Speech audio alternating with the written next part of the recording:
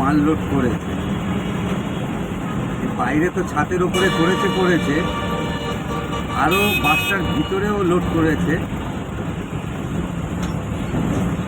এটা যদি লরি অত হাইটের মাল নিয়ে যেত, হাইট ফাইনের কেস হতো। এটা কলকাতা সিটির থেকে এই বাসটা এলো, প্রশাসনের কি নজরে পড়েনি? আজকে 25/8/2026 সাল, কি অবস্থা বাসটা।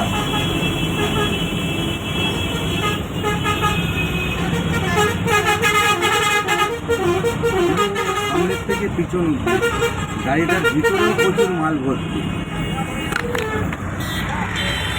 যে গাড়িটার ভিতরেও আপনাদেরকে দেখাবো, গাড়িটার ভিতরেও প্রচুর মাল ভর্তি।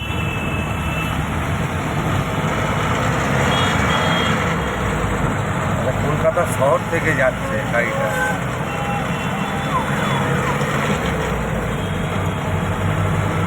প্রশাসন দেখতে পায়নি।